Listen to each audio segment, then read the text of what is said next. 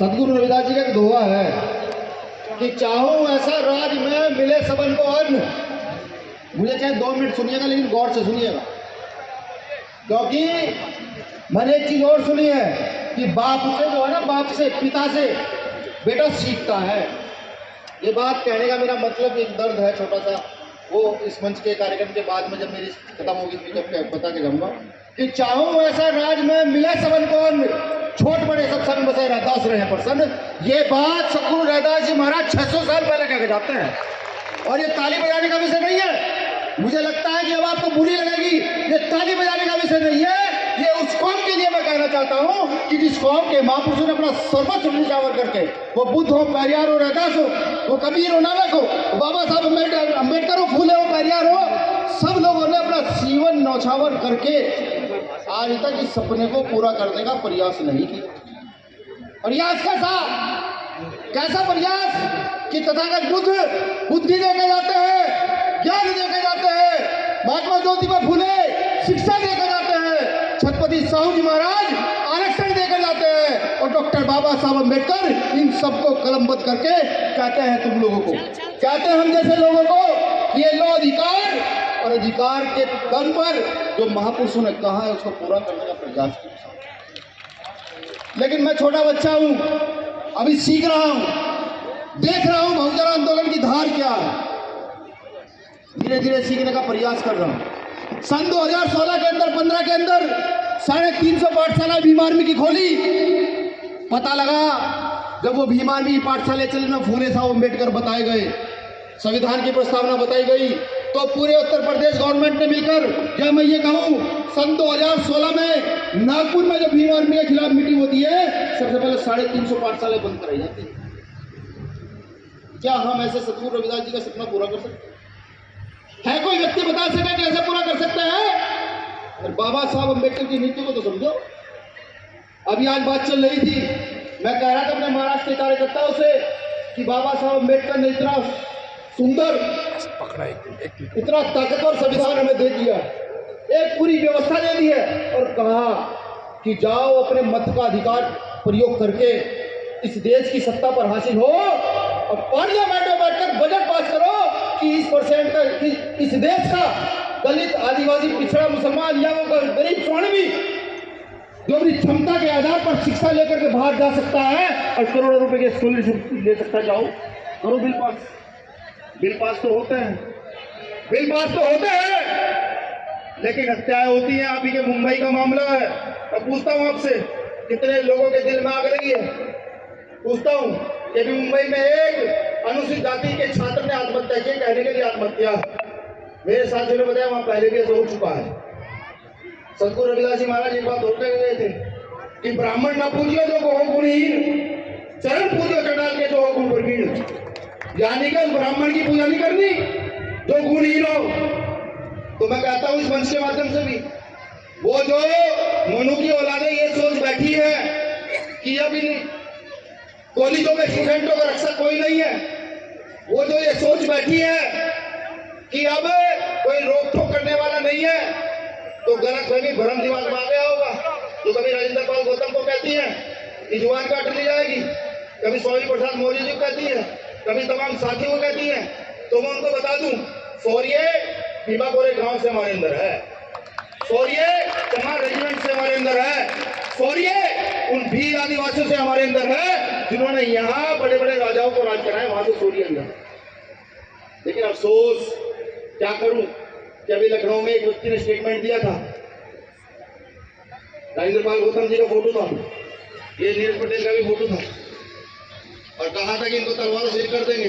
अफसोस बाबा साहब अम्बेडकर जो है ना, इसको देकर चले गए, और वो जो शौर्य मां का था उसको कहना तलवार से नहीं, इसकी ताकत से यहाँ सत्ता स्थापित करके सबके लिए न्याय की व्यवस्था। क्या हम ऐसा कर पा रहे हैं? ये ताली बजाने का विषय नहीं है। क्या हम ऐसा कर पा रहे हैं? अभी जाइए उड़ीसा के अंदर, देखिएगा, पता लगेगा स्थिति क्या है, औकात क्या है। हम लोग एक समय का खाना नहीं मिलता, बलात्कार होने पर रिपोर्ट दर्ज नहीं होती, ये स्थिति हम लोगों की। जाइए मध्य प्रदेश के अंदर, जाइए तो पता लगेगा कि जाति के नाम पर कितना बड़ा शोषण है। जाइए राजस्थान के अंदर, राजस्थान छोड़िए, जाइए मध्य प्रदेश के अंदर, सन 2018 में आया था मध्य प्रदेश में, नागपुर से यात्रा शुरू हुई थी। जब गांवों में घूमा तो मैंने देखा कि चंद मुट्ठी पर समाज वहां रहता है, जिसको कभी दलित अछूत कहीं बोध कर बना दिया जाता है, वो वहां पर भी दर बदर की ठोकरें खाने के लिए मजबूर है। तो बाबा साहब के नारे पर ही काम कर लीजिए, शिक्षित बनो, संगठित रहो, संघर्ष करो, इसी पर ही काम कर लीजिए। कम से कम ये जो पीड़ा आज हम जैसे लोगों के अंदर है, जो बाबा साहब अम्बेडकर को पढ़कर स्वाभिमान महसूस करने लगे, ये पीड़ा कहीं तो कम हो।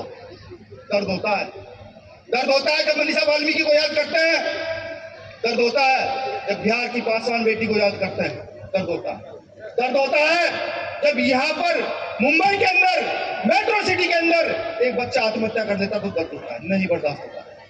और ये तय है, बड़े मन से कहता हूँ, जिम्मेदारी के साथ बिल्कुल कहता हूँ, फुले साहब अम्बेडकर की विचारधारा चाहने वाला एक देश का व्यक्ति जो घोषणा करता है, सही घोषणा करता है, अगर उसकी तरफ उंगली उठती है तो वो उंगली भीम आर्मी की तरफ उठेगी। और ये पूरा देश जानता है, भीम आर्मी लाठी का जवाब लाठी से, और गोली का जवाब गोली से, और गोली का जवाब गोली से देना चाहता है।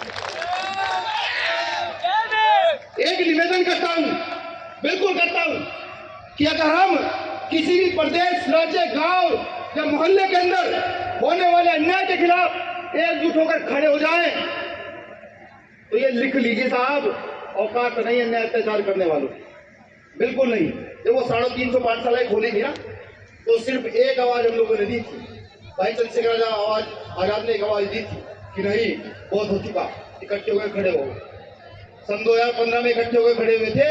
सन 2016 में सरकार ने परेशान होकर लाठीचार्ज करना शुरू कर दिया और हम लोगों को जेल भेजना शुरू कर दिया। चैलेंज है, चुनौती है। यहाँ के मुख्यमंत्री साहब को भी, प्रधानमंत्री साहब को भी, जो कहते हैं हिंदू राष्ट्र बनाएंगे, मेरे महापुरुषों ने अपना सर्वस्व निछावर करके तुम्हारी मनु की व्यवस्था को तोड़ा। बाबा साहब अम्बेडकर ने 5000 साल की गुलामी के बाद संविधान देकर इस देश में समन्वय स्थापित करने का काम किया। तुम्हारी औकात नहीं कि तुम इस काम को कर हम नहीं चाहते हिंदू राष्ट्र बने, बिल्कुल नहीं चाहते।